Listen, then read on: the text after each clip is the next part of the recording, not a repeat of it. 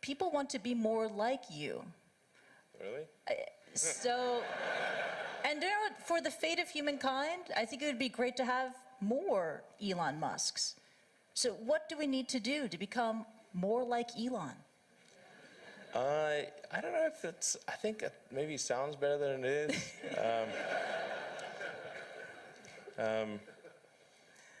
Yeah,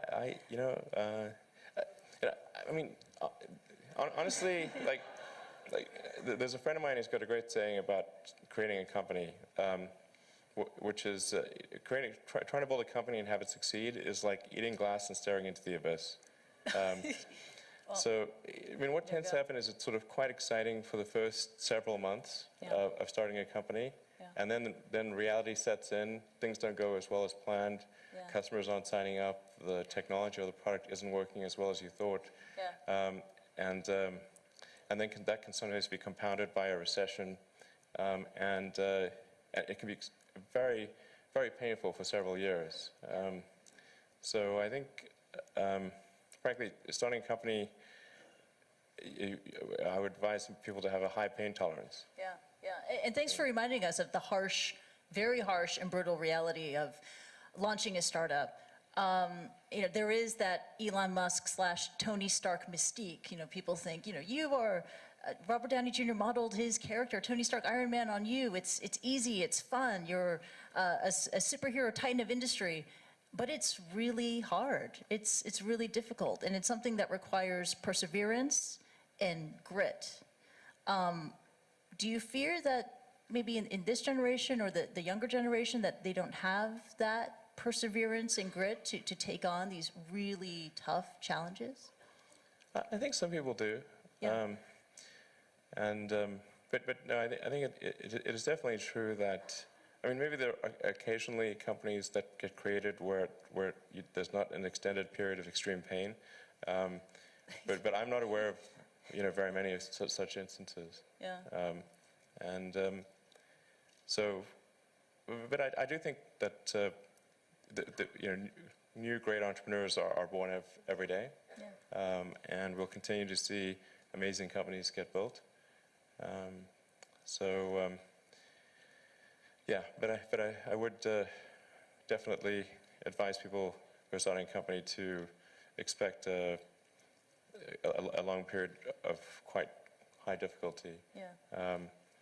But I mean, as long as people stay super focused on creating the absolute best product or service that really delights their end customer, if they stay focused on that, then if you get it such that your customers want you to succeed, then you probably will. All right. You have to focus on the customer and delivering for them. Yeah. Make sure if your customers love you, your odds of success are dramatically higher. Yeah. All the entrepreneurs in this room, they're listening to that message. And we're running out of time, so this is the final question. This is for the budding entrepreneurs in the room who could take an Elon Musk idea and run with it. I mean, quite famously, Hyperloop was the idea that you had to give away because you just don't have enough time to deal with it. What are the other ideas that you have that you would love to see another entrepreneur just take on and go? Well, I think there's a lot of opportunity in general in electrification of transport. So electric aircraft, I think there's a lot of opportunity there. I think in genetics, although that's sort of a thorny area, but I think that's in terms of solving some of the more intransigent diseases. Genetics are really key to solving those. Something that I think people maybe are only beginning to look at is establishing some kind of brain-computer interface. So a brain-computer interface. Yeah, at the neuron level. So this is sort of intelligence augmentation as opposed to artificial intelligence. Right. And I think that has a lot of potential. You mentioned to me yesterday. I really had kind of no idea what you were talking about, and then I looked up Ian Banks.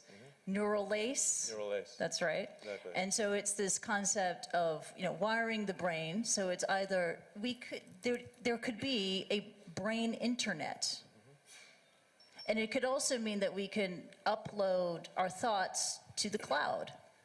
you would never forget anything. And you wouldn't need to take photographs. Yeah. Oh, no, it's incredible. I mean, you would never forget anything. You would expand your ability to process information, to remember information, right?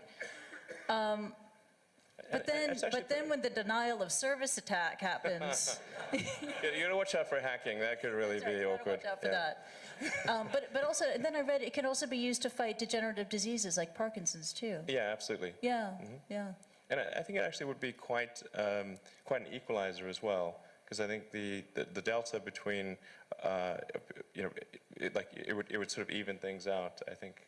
You mean in humankind, that Yeah, people yeah. there would be no education disadvantage. Everyone would Yeah. be starting at the same level. Yeah. So there would be no meritocracy. No, there would be new meritocracy. There would be, but it would be, the differences would be smaller. The delta would be smaller, probably.